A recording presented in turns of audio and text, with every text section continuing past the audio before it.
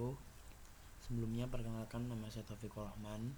Saya dari kelas ASC 21A dengan jurusan Akuntansi Syariah. Pada kesempatan kali ini saya akan menjelaskan tentang bagaimana cara RapidMiner mengolah data.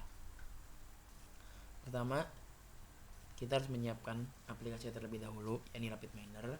Kedua, teman-teman bisa mulai mencari data tersebut.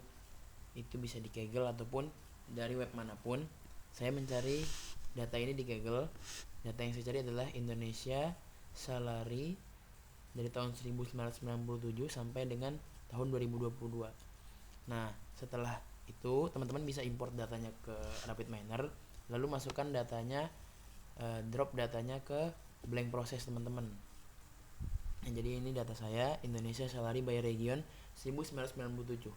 Nah, karena datanya ini numerik, maka saya akan menggunakan metode forecasting.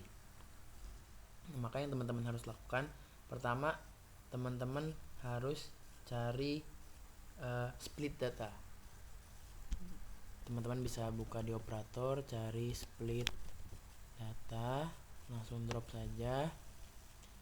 Selanjutnya teman-teman bisa cari neural network.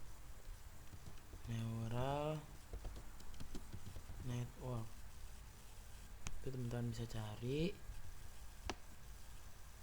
Lalu yang terakhir, apply model.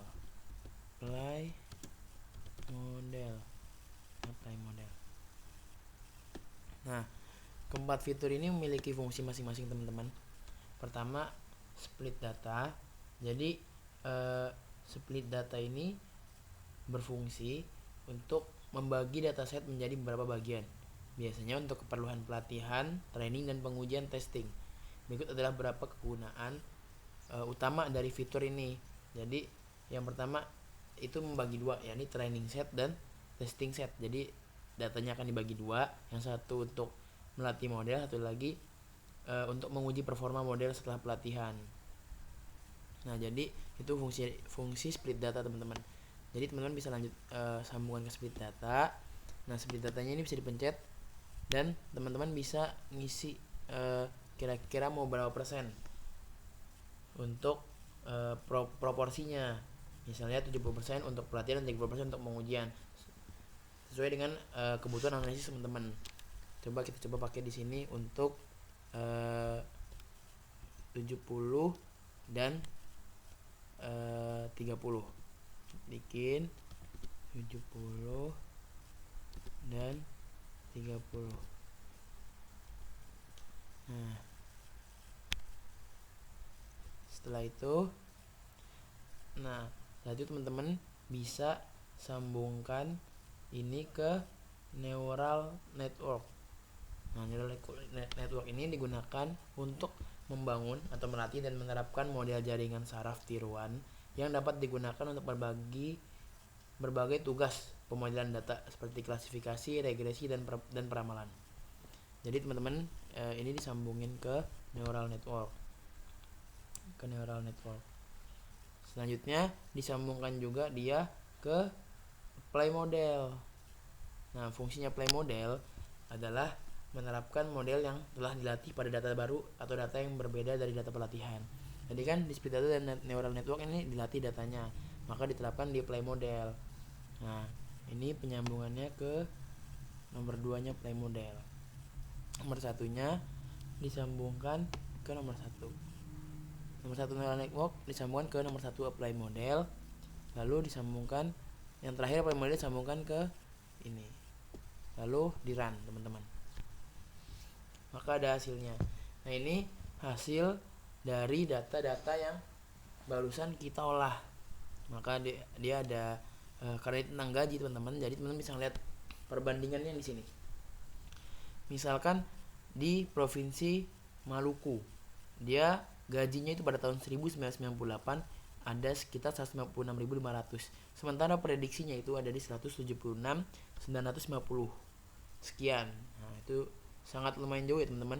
Nah, ini juga ada nih yang lumayan jauh juga nih. Di Aceh tahun 1999 dia dari 171.000 Namun diprediksinya itu ada 211.764. Nah, jadi lumayan signifikan teman-teman perbedaannya, apalagi pada tahun 2000-an di provinsi DKI Jakarta. Itu signifikan banget perubahannya. Nah, ini contohnya nih. Dia gaji aslinya itu 3.648.036. Nah, di sini prediksinya itu 2.269.897. Jadi hampir sejutaan, bahkan sejuta lebih ini perbedaannya. Nah, itu teman-teman. Jadi kelihatan. Nah, supaya teman-teman bisa lebih mudah melihatnya, nah bisa dilihat dengan data visualization. Nah, ini menggunakan scatter bubble. Jadi yang di sumbu X ini adalah region, sumbu Y ini adalah jumlah dari salarinya. Nah, yang biru ini merupakan salary asli teman-teman. Jadi gaji aslinya, dan yang hijau ini prediksinya. Teman bisa lihat sendiri ini ada berapa perbedaan yang signifikan. Seperti di Maluku ini hampir semuanya hijau, dan ini kemungkinan berarti prediksi gajinya lebih tinggi dibanding gaji aslinya. Sementara kalau kita DKI Jakarta ini banyak gaji aslinya yang lebih tinggi dibanding prediksinya. Bisa juga kita ubah ke line supaya melihatnya lebih jelas mana yang lebih tinggi, mana yang lebih rendah, bahkan mana yang hampir mendekati ini. Teman-teman bisa lihat dari sini, dari awal dari Aceh sampai dengan Sulawesi Utara. Nah, ini dari berbagai macam wilayah di Indonesia dengan pembagian tadi 70 dan 30%, teman-teman. Nah, ini kita bisa lihat di sini, ini daerah DKI Jakarta, Jawa Tengah, Kepulauan Riau. Nah, ini DKI Jakarta 2.200.000, sementara di sini DKI Jakarta itu 1.375.000. Jadi perbedaannya sangat signifikan, teman-teman. Di sini juga sepertinya ada DKI Jakarta nih 2.269.000, sementara gaji aslinya adalah 3.648.000 ya. Sangat jauh, teman-teman. Ada juga yang berbanding kebalik, teman-teman. Ini yang prediksinya tinggi, ini seperti Sulawesi Utara 249.000, sementara gaji aslinya itu 186.000, teman-teman. Jadi kelihatan sekali perbedaan yang cukup signifikan. Maka dari situ kita dengan adanya pengolahan data ini kita bisa simpulkan bahwa prediksi ini sangat berguna untuk kita bisa melihat dari perkembangan dari zaman ke zaman, dari tahun ke tahun. Kita bisa lihat dari setiap daerah perkembangan dan prediksinya itu ada yang mendekati, ada yang lebih di atas, bahkan ada yang lebih di bawah. Tapi ini sangat berguna untuk perusahaan-perusahaan bagaimana bisa menilai dan mengukur upah dari tahun ke tahun gitu.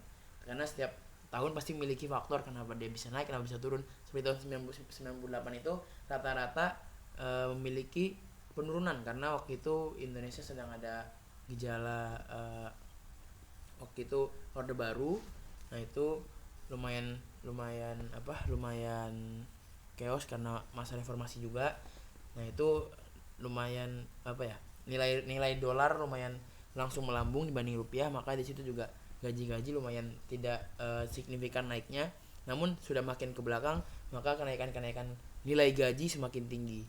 Seperti teman lihat nih, makin ke atas tahunnya makin tinggi nilai gajinya, teman-teman. Jadi dari tahun 1997 sampai dengan tahun 2022. Nah, ini sudah sampai di angka 2 jutaan dari yang awalnya hanya sekitar 100 ribuan.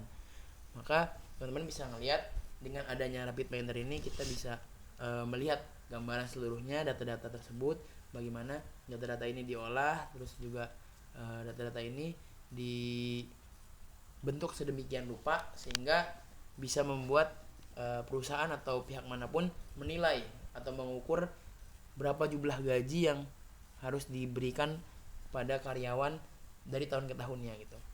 Mungkin itu saja yang bisa saya jelaskan. Semoga bermanfaat buat teman-teman semua. Syukron. Assalamualaikum warahmatullahi wabarakatuh.